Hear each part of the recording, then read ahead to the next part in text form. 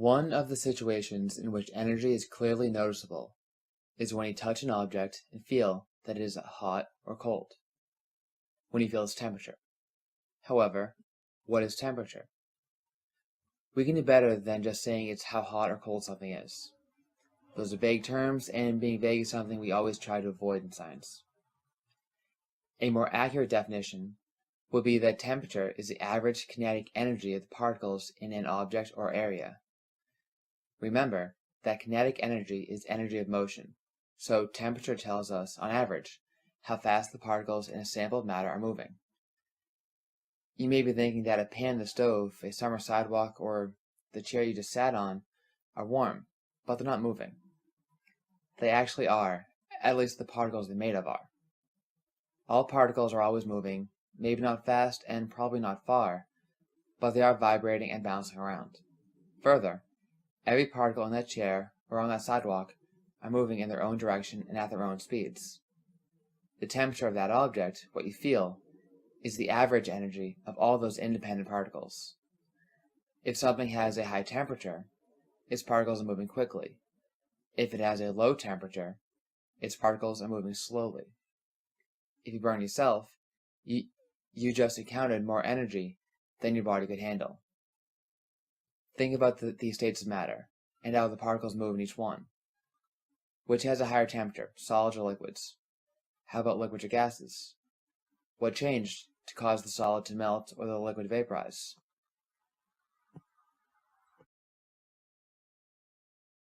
As temperature increases, the particles in an object move more and more. This can cause matter to change state, but even before that happens, it can cause the particles to start to spread out. As they do so, the whole object swells as a result. The swelling of objects, because of temperature increases, is called thermal expansion. This is what allows the thermometers to work. As the fluid inside increases in temperature, it expands and moves up the marked tube. It explains why hot air rises. As temperature rises, the gas volume increases, but its mass does not, meaning that it becomes less dense. It also causes your doors to stick during the summer. Some materials expand more than others, but thermal expansion must always be taken into account by structural engineers whenever a new building or structure is built, especially in places where the temperature changes a lot. Depending on where you live and work, temperature can be measured in different ways. The Fahrenheit scale is usually used in the US, but believe it or not, this is the most difficult system to work with, so science usually avoids it. Instead, the scientific community and most of the rest of the world use the Celsius scale. This system is based on the melting and boiling temperatures of water, making 0 degrees Celsius the temperature where ice melts or water freezes, and 100 degrees Celsius the temperature where water boils or water vapor condenses. These numbers are a little easier to work with than the 32 degrees Fahrenheit for freezing and 212 degrees Fahrenheit for boiling, as is the case in the Fahrenheit scale. Science also uses a third scale called the Kelvin scale. It is very similar to the Celsius scale. If you go up 1 degree Celsius, you also go up 1 Kelvin. However, this scale starts at a different place and is measured in kelvins rather than degrees. This scale starts at absolute zero, the temperature at which all particle motion has stopped and particles have zero kinetic energy. They do not move at all. In the Kelvin scale, 0 Kelvin is absolute zero, and since particles can't move slower than not moving at all, the temperature can't go lower than this. As a result, there are no negative numbers in this scale. You can't have negative numbers in Celsius if something drops below the freezing temperature of water, but nothing can drop below absolute zero. So to summarize, Celsius is probably the easiest to work with in everyday life because we're dealing with temperatures between 0 and 100, but Kelvin is probably the most descriptive because it starts where temperature actually starts, at absolute zero. The formula for converting Celsius to Kelvin or Kelvin to Celsius is very easy. The one for converting Celsius to Fahrenheit or vice versa is a little more complicated. However, you should get comfortable using both. They're listed below. F refers to temperature, in Fahrenheit, C in Celsius, and K in Kelvin. So Fahrenheit equals 9/5 times C plus 32. Celsius equals 5/9 times the quantity of Fahrenheit minus 32. Kelvin equals Celsius plus 273, and Celsius equals Kelvin minus 273. Just to give you some easy numbers to plug in and practice with, 0 degrees Celsius should equal 32 degrees Fahrenheit and 273 degrees Kelvin.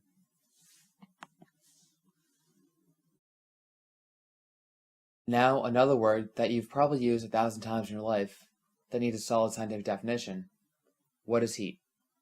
Heat is the energy transferred between two objects at different temperatures. When you touch something cold, you feel that its temperature is different than your hand, but you also transfer heat to it. If you hold your hand there long enough, you'll transfer enough heat to the object that it will no longer feel cold. Once it has reached the same temperature as your hand, energy is no longer transferred, so there is no more heat. When an ice tray is placed in the freezer, heat is transferred from the water to the air in the freezer. When the water loses enough heat or energy, it freezes. Heat is just energy being transferred. So when you feel the heat of a fire, you're feeling the energy that is transferred to your body. Heat transfer only goes one way though. Heat is always transferred from the higher temperature object to the lower temperature object. To make something cooler, you have to take heat away. You can't add cold. The last piece, the greater the difference in temperature between the two objects, the faster heat is transferred. If you take an ice cube out of the freezer and leave it on the counter, it'll melt because the air in the room has a higher temperature than the ice cube. If you put that ice cube in the oven though, it will melt even faster because the air in the oven is even hotter than the room, meaning that the temperature difference between it and the ice is even greater. Think of heat as rolling downhill. The greater the difference in temperature, the steeper the hill, and the faster it will move. When an object is heated, the energy is transferred in the form of thermal energy. An object's thermal energy is the total kinetic energy of the particles in an object or area. Compare that to temperature, which is the average kinetic energy of the particles in an object or area. An iceberg obviously has a lower temperature than you do. However, it would also be a lot bigger than you and made of a lot more particles. Your temperature, or your average kinetic energy of your particles, is around 37.5 degrees Celsius, while its temperature will be around 0 degrees Celsius. However, because thermal energy is the total energy rather than the average, it could have a lot more energy than you do. To demonstrate the difference between average and total, let's look at a couple examples. If we took 3 middle school students and averaged their weight, we may get an average of 100 pounds. If we did the same thing with 20 kindergarten students, we may get an average of 40 pounds. So the middle school students have a higher average. However, if we took the total weight, the 3 middle school students together would only weigh 300 pounds, compared to 800 pounds for the kindergartners. Average and total are very different things. Temperature is an average, and thermal energy is a total. Thermal energy depends on the amount of particles. Temperature does not. Whether heat is transferred between two objects or not depends on their temperatures, not their thermal energy. Another physical property of matter is how well it conducts heat, meaning how fast it will increase in temperature. Something that conducts heat well does not need a lot of heat or energy to be transferred to change temperature. How well they conduct thermal energy is called their thermal conductivity. Compare a leather car seat to a cloth car seat. Put two cars out in the sun on the same day in the same parking lot. The leather seats in one car will be much hotter than the cloth seats in the other car. Objects that conduct heat well, that have a high thermal conductivity, have a low specific heat. Specific heat is the amount of energy needed to raise the temperature of 1 gram of material 1 degree Celsius or Kelvin. Basically, low specific heat means that it takes a low amount of energy to raise the temperature of the material. Sand has a specific heat of about 800, and seawater has a specific heat of about 3900. Since the sand has a lower specific heat, it takes less energy to increase its temperature than the water. So, when you go to the beach, the sand may be burning hot, even though the water is still cold. The sand has a higher thermal conductivity and a lower specific heat than the water. Heat can transfer from one object to another in several different ways: radiation, conduction, or convection. Radiation is the transfer of energy by electromagnetic waves, such as light, infrared, ultraviolet, or microwaves. This type of transfer can work through empty space outside of matter. The sun's energy reaches Earth through radiation. Conduction, on the other hand, is the transfer of energy through particles directly in contact.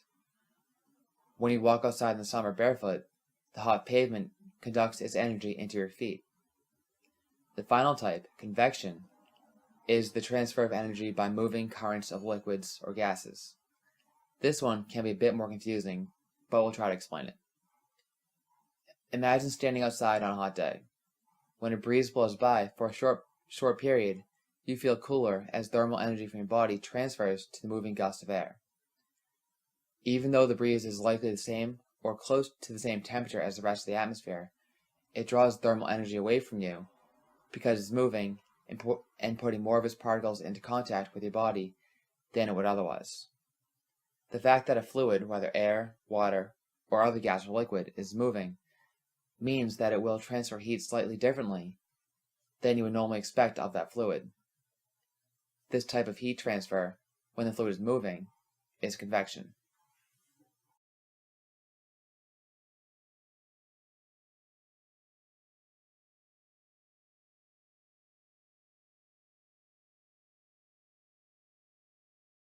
Now to return to the properties of materials. Based on the thermal conductivity and specific heat of different materials, they're called different things and often used for different purposes. Things that have high thermal conductivity and low specific heat that readily allow the transfer of heat are called conductors. Things with a low thermal conductivity and high specific heat that do not exchange heat quickly are called insulators. A baking pan would be an example of a conductor, while the oven you use to take it out of the oven would be an example of an insulator.